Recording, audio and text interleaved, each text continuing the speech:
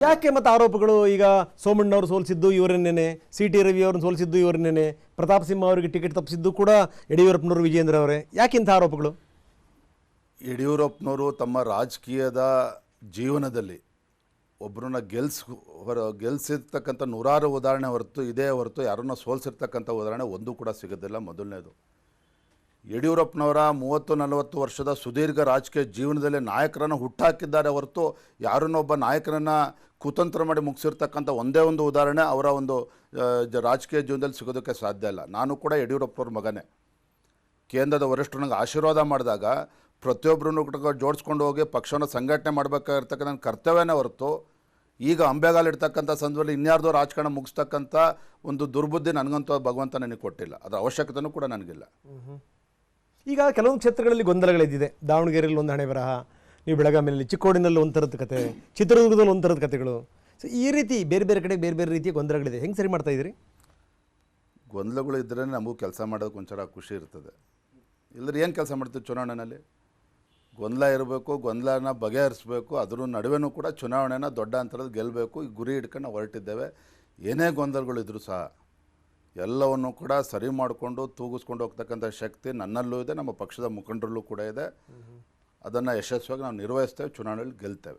ಅಲ್ಲ ನೋಡಿ, ಯಡಿಯೂರಪ್ಪನವರ ಬಹಳ ಆತ್ಮೀಯ ಹುಡುಗ ಅಂತ ಹೇಳುವಂಥ ರೇಣುಕಾಚಾರ್ಯ ಯಡಿಯೂರಪ್ಪನ ವಿರುದ್ಧನೇ ಮಾತಾಡ್ತಾ ಇದ್ದಾರೆ ಒಂದು ಕಡೆ ದಾವಣಗೆರೆಯಲ್ಲಿ. ಅವ್ರಿಗೆ ತಮಗೆ ತೋಚಿದಂಗೆ ಸ್ಟೇಟ್ಮೆಂಟ್ಗಳು ಕೊಡ್ತಾ ಇದ್ದಾರೆ. ಇನ್ನೊಂದು ಕಡೆಗೆ ಮಾಧುಸ್ವಾಮಿ ಅವರು, ನಾನು ಯಾವುದೇ ಕಾರಣಕ್ಕೂ ಸೋಮಣ್ಣವ್ರ ಪರವಾಗಿ ಬಂದು ನಾನು ಮತ ಕೇಳಲ್ಲ ಅಂತ ಅವ್ರು ಬಂಡೆದ್ದಿದ್ದಾರೆ. ಹೆಂಗೆ ಸರಿ ಮಾಡ್ತೀರಿ ಇವನ್ನೆಲ್ಲ? ಹೆಂಗೆ ಸರಿ ಮಾಡ್ತೀರಿ ಅಂತೇಳಿ ಬಹಿರಂಗವಾಗಿ ಮಾತನಾಡೋದಕ್ಕೆ ಇಷ್ಟಪಡೋದಿಲ್ಲ. ಅದು ನಂಗೆ ವಿಶ್ವಾಸ ಇದೆ. ಎಲ್ಲವನ್ನು ಕೂಡ ಸರಿ ಮಾಡಿಕೊಂಡು ನಮ್ಮ ಅಭ್ಯರ್ಥಿಗಳನ್ನು ಗೆಲ್ಲಿಸೋ ನಿಟ್ಟಿನಲ್ಲಿ ನಾವು ಯಶಸ್ವಿ ಆಗ್ತೇವೆ. 4 ಗೋಡೆ ಮಧ್ಯೆ ಕೂತು ಎಲ್ಲವನ್ನು ಕೂಡ ಬಗೆಹರಿಸ್ತೇವೆ. ಓಕೆ. ಈಗ ಕಾಂಗ್ರೆಸ್ನವ್ರು ಹೇಳ್ತಾ ಇದ್ದಾರೆ, ನೋಡ್ತಾ ಇರಿ ನಾವು 20 ಗಡಿ ದಾಟ್ತೀವಿ ಅನ್ನುವಂಥ ವಿಶ್ವಾಸವನ್ನು ಅವ್ರು ವ್ಯಕ್ತಪಡಿಸ್ತಾ ಇದ್ದಾರೆ.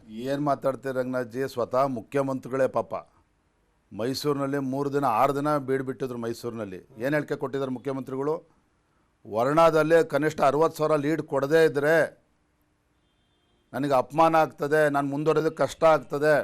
ಬರೀ ವರ್ಣ ಅಲ್ಲ, ಮೈಸೂರು ಲೋಕಸಭಾ ಕ್ಷೇತ್ರ ಚಾಮರಾಜನಗರ ಗೆಲ್ಲಿಲ್ಲ ಅಂತ ಹೇಳಿದ್ರೆ ರಾಜಕೀಯ ನಂಗೆ ಕಷ್ಟ ಆಗ್ತದೆ ಅಂತ ಹೇಳ್ತಾ ಇದ್ದಾರೆ ಮಾನ್ಯ ಮುಖ್ಯಮಂತ್ರಿಗಳು. ನಾನು ತಮ್ಮ ಮೂಲಕ ಮಾನ್ಯ ಮುಖ್ಯಮಂತ್ರಿ ಕೇಳ್ತೇನೆ, ಎಲ್ಲೋಯ್ತು ನಿಮ್ಮ ವಿಶ್ವಾಸ? ಗ್ಯಾರಂಟಿ ಬಗ್ಗೆ ಇಟ್ಕೊಂಡಿದ್ರಲ್ಲ, ಗ್ಯಾರಂಟಿಗಳ ಮುಖ್ಯನೇ ಹೊತ್ತು ರಾಜ್ಯದಲ್ಲಿ 20ಕ್ಕೂ ಹೆಚ್ಚು ಕ್ಷೇತ್ರಗಳನ್ನು ಗೆಲ್ತೀವಿ ಅಂತೇಳಿ ಮಾನ್ಯ ಮುಖ್ಯಮಂತ್ರಿಗಳು ಉಪಮುಖ್ಯಮಂತ್ರಿಗಳು ಮಾತನಾಡ್ತಾ ಇದ್ರಲ್ಲ, ಎಲ್ಲಿ ಹೋಯ್ತು ಆ ವಿಶ್ವಾಸ?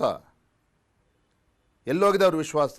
ಹಾಗಾಗಿ ಇವತ್ತು ಕಾಂಗ್ರೆಸ್ನವ್ರು ಏನು ಹೇಳ್ತಾರೆ ಅನ್ನೋದಕ್ಕಿಂತ ಹೆಚ್ಚಾಗಿ ಅವರ ಹಣೆ ಬರವನ್ನು ಈಗಾಗಲೇ ರಾಜ್ಯದ ಜನರು ಬರೆಯೋದಕ್ಕೆ ಸಿದ್ಧರಾಗಿದ್ದಾರೆ. ಕಳೆದ ವಿಧಾನಸಭಾ ಚುನಾವಣೆಯಲ್ಲಿ ನಮ್ಗೆ ಅನ್ಯಾಯ ಆಗಿದೆ, ನಮ್ಮನ್ನು ಮೂರ್ಖರನ್ನಾಗಿ ಮಾಡಿ ಇವತ್ತು ಕಾಂಗ್ರೆಸ್ ಪಕ್ಷ ಅಧಿಕಾರಕ್ಕೆ ಬಂದಿದೆ. ಮತ್ತು ಮುಂದಿನ ಲೋಕಸಭಾ ಚುನಾವಣೆ ನರೇಂದ್ರ ಮೋದಿಜಿಯವರು ಪ್ರಧಾನಮಂತ್ರಿ ಮಾಡ್ತಕ್ಕಂಥದ್ದಾರೆ. ಇಡೀ ದೇಶದಲ್ಲಿ ಈಗಾಗಲೇ ತೀರ್ಮಾನ ಆಗಿದೆ ರಂಗನಾಥ್ಜಿ. BJP ಅಧಿಕಾರಕ್ಕೆ ಬರ್ತಕ್ಕಂಥ ಯಾವುದೇ ಒಂದು ಸಂಶಯ ಇಲ್ಲ. ಮೋದಿಯವರು ಪ್ರಧಾನಮಂತ್ರಿ ಆಗೋದ್ರಲ್ಲಿ ಯಾವುದೇ ಒಂದು ಸಂಶಯ ಇಲ್ಲ. ಯಾರ ಬಗ್ಗೆ ಮಾತಾಡ್ತಾರೆ ಕರ್ನಾಟಕದವರು? ಮುಖ್ಯಮಂತ್ರಿಗಳು ಹೇಳ್ತಾರೆ ನಮ್ಮ ಗ್ಯಾರಂಟಿಗಳನ್ನು ಇವರು ಕದ್ದಿದ್ದಾರೆ, ಕಾಪಿ ಮಾಡ್ತಾ ಇದ್ದಾರೆ ಅಂತ. ಅಂಥ ದುರ್ಗತಿ ಭಾರತೀಯ ಜನತಾ ಪಾರ್ಟಿಗೆ ಬಂದಿಲ್ಲ, ಅಂಥ ದುಸ್ಥಿತಿ BJPಗೆ ಬಂದಿಲ್ಲ. ಒಂದು ನೀವು ಮೋದಿಜಿಯವ್ರನ್ನ ಅಪ್ರಿಷಿಯೇಟ್ ಮಾಡಲೇಬೇಕು.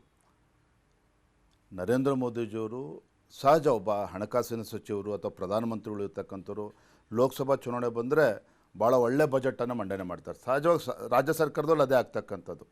ಆದರೆ ನಮ್ಮ ಪ್ರಧಾನಮಂತ್ರಿಗಳು ಎಷ್ಟು ವಿಶ್ವಾಸ ಇದೆ ಅಂತ ಹೇಳಿದ್ರೆ, ಯಾವುದೇ ಚುನಾವಣೆಗಳು ಬರ್ತದೆ ಹೋಗ್ತದೆ, ನಮ್ಮ ನಿರ್ಮಲಾ ಸೀತಾರಾಮನ್ ಅವರು ಮಂಡಿಸ್ತಕ್ಕಂಥ ಬಜೆಟ್ಟು ದೂರದೃಷ್ಟಿತ್ವ ಇರ್ತಕ್ಕಂಥ ಬಜೆಟ್ ಇರ್ತದೆ ಹೊರತು ಚುನಾವಣೆ ಗೆಲ್ಲೋ ನಿಟ್ಟಿನಲ್ಲಿ ಯಾವುದೇ ಬಜೆಟನ್ನು ಮಂಡನೆ ಮಾಡಿಲ್ಲ. ಯಾಕೆ ಅಂತ ಹೇಳಿದ್ರೆ ನರೇಂದ್ರ ಮೋದಿಜಿಯವರು ಸಂಪೂರ್ಣವಾಗಿ ವಿಶ್ವಾಸ ಇದೆ. ಕೇಂದ್ರದಲ್ಲಿ ಮತ್ತೊಮ್ಮೆ ನಾವು ಅಧಿಕಾರಕ್ಕೆ ಬರ್ತೇವೆ, ದೂರದೃಷ್ಟಿ ಇಟ್ಕೊಂಡು ದೇಶ ಮುಂದಿನ 30-40 ವರ್ಷಗಳ ನಂತರ ಯಾವ ರೀತಿ ಇರಬೇಕು ಆ ಒಂದು ವಿಷನನ್ನು ಇಟ್ಕೊಂಡು ನಮ್ಮ ಪ್ರಧಾನಮಂತ್ರಿಗಳು ಕೆಲಸ ಮಾಡ್ತಾ ಇರ್ತಕ್ಕಂಥ ಟ್ರಯಲ್ ಇದು ಪಿಕ್ಚರ್ ಅಭಿ ಬಾಕಿ ಹೇ ಅಂತ ಮೊನ್ನೆ ಪ್ರಧಾನಮಂತ್ರಿಗಳು ಹೇಳ್ಯಾರೆ. ನಾವಿನ್ನೂ ಹೇಳಿರೋದು, ನಾವಿನ್ನೂ ಮಾಡಿರೋದು ಕೇವಲ ಇಷ್ಟು ಮಾತ್ರ, ಇನ್ನು ಮುಂದೆ ದೊಡ್ಡ ಬೆಳವಣಿಗೆ ನೋಡ್ತೀರಿ ಅಂತ. ಖಂಡಿತ. ನೋಡಿ, ನಾನು ನೆನ್ನೆ ಪತ್ರಿಕೆ ಓದ್ತಾ ಇದ್ದೆ. ಯಾವ ಮಾರ್ಗನ್ ಸ್ಟ್ಯಾನ್ಲಿ ಭಾರತ ಅಂತ ಹೇಳಿದ್ರೆ ಫ್ರಜೈಲ್ 5 ಅಂತೇಳಿ ಗುರುತಿಸಿದ್ರು ಇದೇ 10 ವರ್ಷದಿಂದ 2014ರಲ್ಲಿ. ಮನಮೋಹನ್ ಸಿಂಗ್ ಅವರ ಸರ್ಕಾರ, UPA ಸರ್ಕಾರ ಏನಿತ್ತು 10 ವರ್ಷಗಳ ಕಾರ್ಯವೈಖರಿ ಅದಾದಮೇಲೆ 2014ರಲ್ಲಿ ಭಾರತ ಅಂತೇಳಿದ್ರೆ ಫ್ರಜೈಲ್ 5 ಪಟ್ಟಿನಲ್ಲಿ ಸೇರಿಸ್ಕೊಂಡಿದ್ರು. ಆದರೆ ಇವತ್ತು ಅದೇ ಭಾರತ ಕಳೆದ 10 ವರ್ಷದ ನರೇಂದ್ರ ಮೋದಿಜಿಯವರ ಆಡಳಿತ ಅವಧಿಯಲ್ಲಿ ಇವತ್ತು ಯಾವ ರೀತಿ ಆಗಿದೆ ಅಂತ ಹೇಳಿದ್ರೆ, ನಿನ್ನೆ ವರ್ಲ್ಡ್ ಬ್ಯಾಂಕ್ ಏನು ಹೇಳಿದೆ ಅಂತ ಹೇಳಿದ್ರೆ, ಇಡೀ ಜಗತ್ತಿನಲ್ಲಿ ಅತಿ ಹೆಚ್ಚು ವೇಗದಲ್ಲಿ ಇವತ್ತು ಆರ್ಥಿಕವಾಗಿ ಮುಂದೆ ಹೋಗ್ತಾ ಇರ್ತಕ್ಕಂಥ ದೇಶ ಆದರೆ it's only India. India's growing at the rate of 6.5% ಅಂತೇಳಿ ನೆನ್ನೆ ವರ್ಲ್ಡ್ ಬ್ಯಾಂಕ್ ಹೇಳಿರ್ತಕ್ಕಂಥ. ಇದು ಸುಮ್ಮನೆ ಭಾಷಣ ಮಾಡೋದು ಆಗೋಕ್ಕೆ ಸಾಧ್ಯನಾಗಾದರೆ ಕಳೆದ 10 ವರ್ಷದಲ್ಲಿ ನರೇಂದ್ರ ಮೋದಿಜಿ ನಮ್ಮ ಭಾರತೀಯ ಜನತಾ ಪಾರ್ಟಿ ಸರ್ಕಾರ NDA ಸರ್ಕಾರ 20 ಲಕ್ಷ ಕೋಟಿಗೂ ಹೆಚ್ಚು ಹಣವನ್ನು ಇನ್ಫ್ರಾಸ್ಟ್ರಕ್ಚರ್ ಮೇಲೆ ಇನ್ವೆಸ್ಟ್ ಮಾಡಿದೆ. ಅದರ ಪರಿಣಾಮನೇ ಇವತ್ತು ನರೇಂದ್ರ ಮೋದಿಜಿ ಹೇಳ್ತಾ ಇರ್ತಕ್ಕಂಥದ್ದು. ಮುಂದೆ ದೇಶ ಯಾವ ರೀತಿ ಮುಂದೆ ಸಾಗ್ತದೆ ಅಂತಕ್ಕಂಥದ್ದು ಅದ್ರ ಬಗ್ಗೆನೇ ವಿಶ್ವಾಸದಿಂದ ಹೇಳ್ತಾ ಇರ್ತಾರೆ.